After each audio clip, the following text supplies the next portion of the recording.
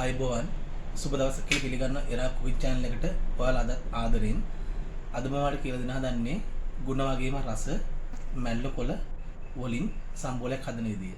අපි බලමු මේක කොහොමද හදන්නේ කියලා.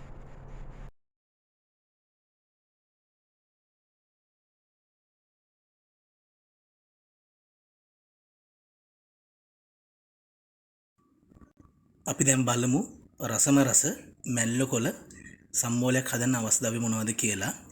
මම මැල්ල කොළ පිටක් විතර මේ විදියට දළු වලින් කඩලා අරගත්තා. ඔයාලත් මේ විදියට දළු වලින් මැල්ල කොළ වලට ගොඩක් හොයා ගන්න පුළුවන් නම් අවශ්‍ය පරිදි ගන්න.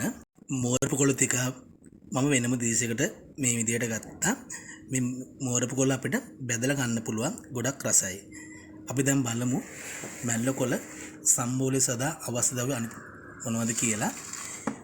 බීලුණු ගෙඩියක් මේ විදියට හීනියට කපා ගන්න. බීලුණු වෙනුවට රතුළුණු ගෙඩි 5ක් විතර ගන්න පුළුවන් නම් ගොඩක් හොඳයි.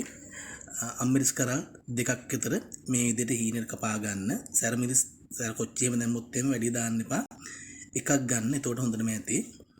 උම්මල කඩ තේ හැන්දක් තේ ඇඳ 2ක් විතර ගන්න. මැල්ල කොළ ප්‍රමාණය අනුව පොල් මේසෙ 3ක් විතර ගන්න.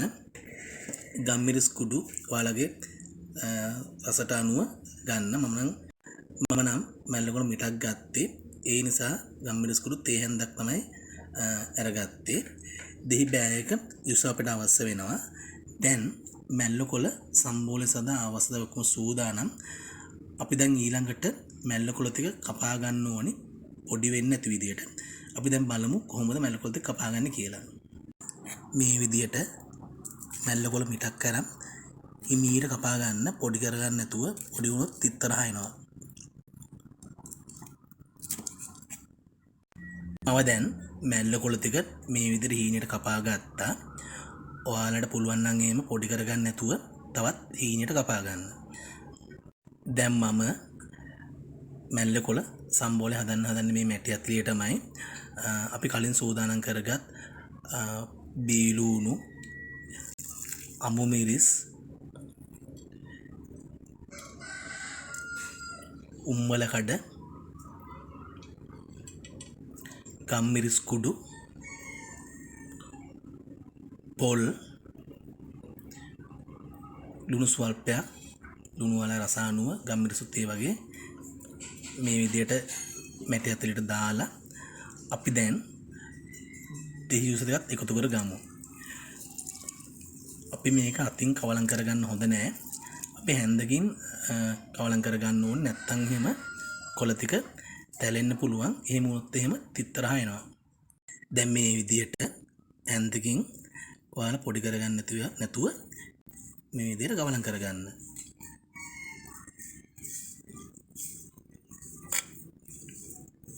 දැන් මේ බලන්න මම හොඳට මැල්ල කොළ ටික කවලම් කරලා තියෙන පොලුත් එක්ක.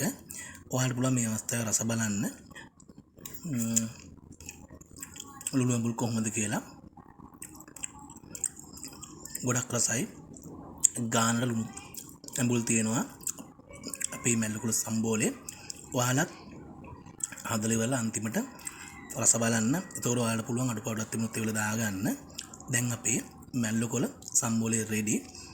ඔයාලට පුළුවන් මේ වගේ ගුණදායක මැල්ල කොළ සම්බෝලයක් හදලා ගෙදරින් රස විඳින්න. මම ඔයාලට කියලා දුන්න තව මැල්ල කොළ මෝරපු ටිකක් තියෙනවා. අපිට පුළුවන් ඒවා පබඩංගුවේ බැදලා ගන්න.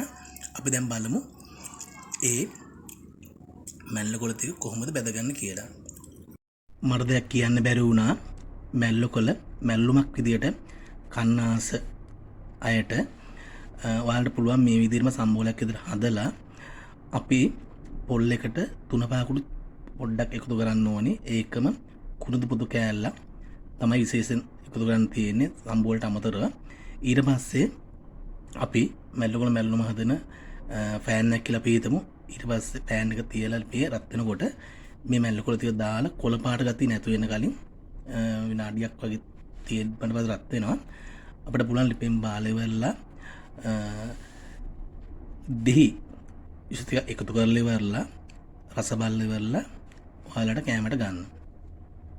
මම දැන් ඔයාලට පෙන්වන්න හදන්නේ කලින් සූදානම් කරලා තිබුණු මැල්ලු කොළ ටික බැද ගන්න විදිය. අපි දැන් බලමු මේ වගේ තාච්චක් ලිපේ තියලා ඒකට තෙල් එකතු කරලා තෙල් ටික රත් වෙනකොට පපඩම් වගේ බැද ගන්න තියෙන්නේ. මේ තමයි ස්වභාවික පපඩම්. මැල්ලු කොළ බදිනකොට අපි කලින් ලුණු එකතු කරන්නේ නැහැ. ලුණු එකතු කරලා බදින්න පුළුවන්. අපි ලුණු එකතු කරන්නේ මම ලුණු එකතු කරන්නේ නැහැ. මම ලුණු එකතු කරන්නේ මැල්ලු කොළ ටික බැදලා අපි වෙනම තියලා කෑම ගන්න කිට්ටුව.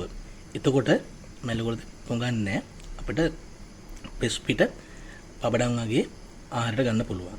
ඔයාලා බලන්නකෝ දැන් මම බැදලා ඉවරලා අන්තිමට එහෙම ලුණු එකතු කරන් පස්සේ කොහමද මැල්ලු කොළ තියෙන්නේ කියලා. දැන් මේ බලන්න තෙල් ටික රත් වීගෙන එන්නේ. මේ පෙන නැති වෙන්න ඕනේ. ඒතකොට තමයි තෙල් ටික හොඳට රත් වෙලා වගේ අපිට බලා ගන්න පුළුවන්. දැන් මේ බලන්න තෙල් ටික හොඳට රත් වෙලා තියෙන්නේ. අපි දැන් මැල්ල කොළ ටික බැද ගන්න කලින් තෙල් එකට ලුණු වතුර දෙක එකතු කරන්න ඕනේ. ඒ දන්නවද? ඊට පස්සේ තෙල් මිශ්‍රණය එක නැති වෙනවා. දැන් අපිට පුළුවන් මැල්ල කොළ ටික බැද ගන්න. දැන් මේ විදිහට මැල්ල කොළ ටික එකතු කරලා අපිට තියාගන්නේ නැහැ. අපි දාපු ගමන් අනිත් පැත්ත කරලා එහෙම බා ගන්න ඕනේ. මේ ගානට කරුණන් පස්සේ ඇති.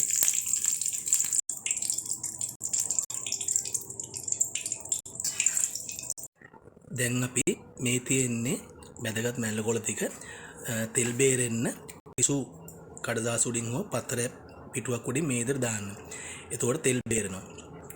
මේ තියෙන්නේ අපි දැන් බැදගත් මැල්ල කොළ ටික මම කලින් ලුණු එකතු කරේ නැහැ.